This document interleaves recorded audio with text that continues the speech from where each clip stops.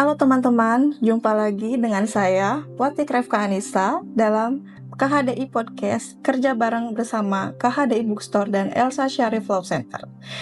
Masih dalam episode yang spesial karena masih ditemani oleh Profesor Elsa Syarif.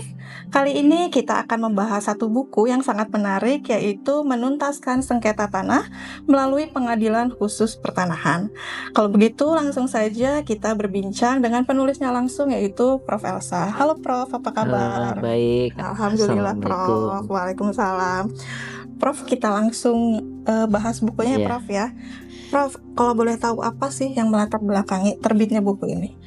Iya, ini penerbitan waktu untuk disertasi saya, dan saya sempat riset kemana-mana tentang sengketa tanah, karena di Indonesia ini terkenal benar sengketa tanah seluruh dunia ya. Iya, itu. Semua orang investasi jadi agak enggan karena kita selalu sengketa tanah, dan juga kalau investasi mereka sudah investasi begitu besar, begitu lihat lokasinya tanahnya nggak bisa digunakan, jadi itu sangat merugikan investor. Dan saya mulai melakukan riset ke Utrecht, ke Leiden. Ternyata di negara-negara lain itu mereka sudah hukumnya sudah terdaftar, tanah-tanah sudah terdaftar, tidak kayak di Indonesia. Indonesia masih stempel negatif. Sehingga saya ingin tahu bagaimana sih model dari penyelesaian sengketa tanah di pengadilan di negara-negara lain. Ternyata memang tidak ada. Mereka tidak ada mengenal hal itu karena sengketa tanah itu sangat jarang ya. Jadi saya pernah melihat ke masalah tanah di Jepang, di Kuala Lumpur, Singapura, pokoknya beberapa negara, sehingga akhirnya saya dapatlah model, yaitu di Afrika Selatan, yaitu ada bukan sengketa, dia pengembalian tanah kepada dari kulit putih yang pernah merampas tanah-tanah kulit hitam. Di situ ada pengadilan tanahnya, tapi dia sifatnya khusus ya terhadap perampasan tanah waktu penjajahan kolonial itu. Kemudian saya juga model di New South Wales. Di situ saya hasil penelitian itu, dan saya melihat hanya 2 model itu yang saya lihat di dunia. Dan kemudian saya meneliti sendiri dari buku kedua dari BW, yaitu KUH Perdata, yang kemudian dicabut. Buku kedua itu menjadi buku Undang-Undang Pokok Agraria. Di situ saya melihat dasarnya sudah berubah, tidak sama lagi seperti di WW. Dasarnya adalah hukum adat, tunai dan kontan, sehingga pembuktiannya itulah adalah pembuktian hukum material. Sehinggalah saya mulai membuat penelitian ini, dan saya melihat bahwa pengadilan negeri kita masih menggunakan sengketa tanah, masih menggunakan HIR, kan nggak klop. HIR sama WW itu kan satu pasang, sedangkan kita sudah pakai UOPM masih pakai HIR, sehingga itulah menyebabkan 4 hal, yaitu sengketa tanah never ending, kemudian tumpang tindih, kemudian tanah itu bisa berubah-berubah, cuman beda tergugatnya sedikit aja masih bisa diterima sendiri ya.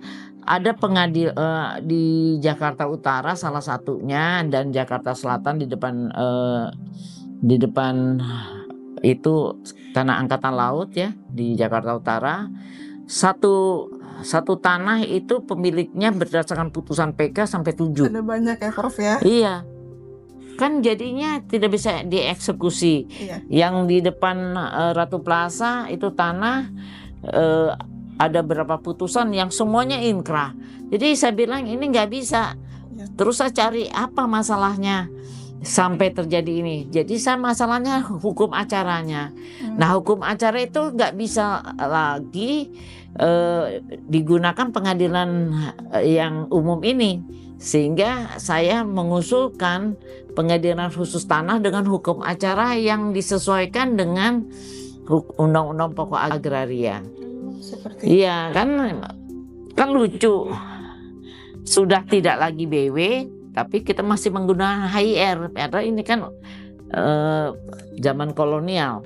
Di Belanda aja sudah tidak BW ini udah nggak berlaku, sudah New BW. Nah, kita masih pakai HIR-nya. Bayangin kita udah 75 tahun ya merdeka masih pakai HIR. Nah, sedangkan kita sudah menggunakan Undang-Undang Pokok Agraria tahun 1960. Hukum acaranya kan nggak sesuai. Caranya supaya sesuai ya kita harus membentuk pengadilan khusus tanah, yaitu di bawah peradilan umum. Hukum acaranya itu yang sedang saya mulai buat, karena berdasarkan di RDP di Komisi 2 pengadilan khusus tanah ini memang diperlukan. Saya yang mengajukan ini dan disetujui untuk pembentukan pengadilan tanah, tetapi hukum acaranya mau nggak mau dari risiko saya harus siapkan itu. Oke, berarti memang yang melatar belakangi ini tuh karena saking banyaknya sengketa ya Prof ya, yang tidak bisa selesai ya. Lalu untuk ruang lingkupnya itu dari buku ini tuh apa Prof? Ruang lingkup isinya dari buku ini? Isinya ya tentang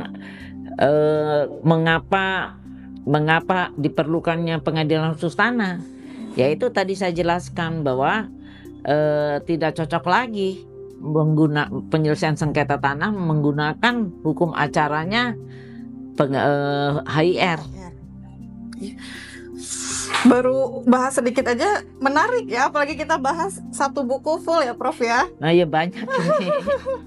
Ya, terima kasih ya Prof ya. Apa mungkin ada sedikit pesan nggak Prof untuk para penonton atau masyarakat Indonesia berkaitan dengan buku ini? Sedikit aja Prof. Iya, tentunya kalau saya minta dukungan supaya pemerintah segera membentuk pengadilan tanah, kan sudah disetujui, segera membentuk pengadilan tanah, jangan terus urusan-urusan yang lain politik tapi hukumnya ketinggalan.